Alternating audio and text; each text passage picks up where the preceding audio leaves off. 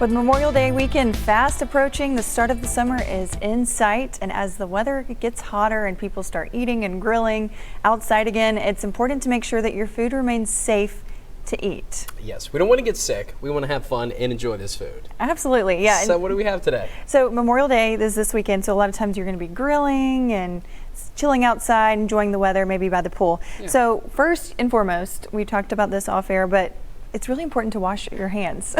First and foremost. Right, and I feel like, yes. During COVID, that was all we talked about. So I'm sure everybody knows how to wash their hands at this point. Yeah. But if you have running water, it's encouraged to use antibacterial soap.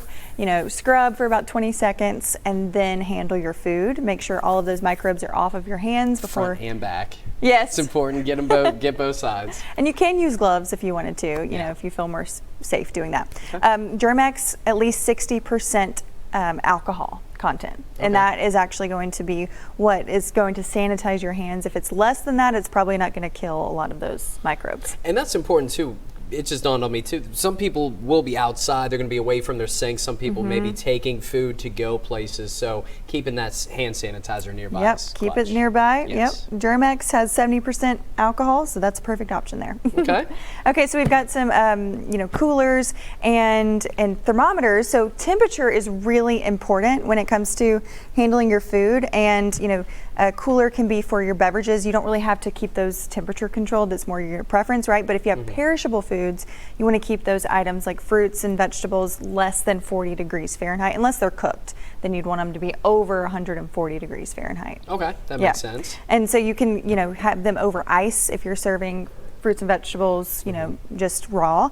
And then you have, thermometers, so you can make sure that they're staying within the temperature that you want it to be. Okay. So this is just like a regular meat thermometer. And so fun fact, if you're cooking with chicken, you want it to be 165 degrees Fahrenheit in order to kill all of that salmonella bacteria.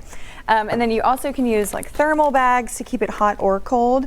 Keep it out of the shade, obviously, because if it's in the sun, then kind of defeats the purpose. It's going to melt it if you're trying to keep it cold, or get it at a weird temperature. So I've never used one of those before. Yeah, they work pretty well. This is actually the first time I've seen it. So this is obviously for heat and for coolness. Up to 3 hours is what this one's for. And pro tip, go to Trader Joe's. Closest one is Dallas. Bring one of these with you, and then keep your food safe. And so other ways to keep your food warm is like foil is going to keep it hot. A thermos or even like a crock pot is going to be able to keep it temperature controlled. The danger zone is between 40 to 140 degrees. That's where bacteria is going to multiply the most.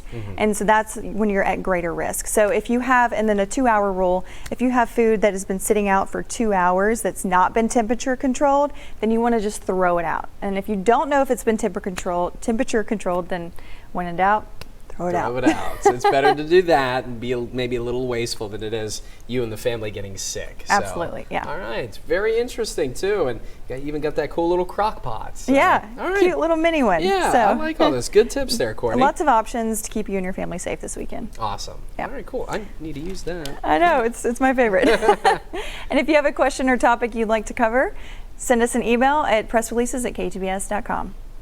All right, very cool. We got you all set too. Now, if I could just learn how to cook, that's a whole other segment.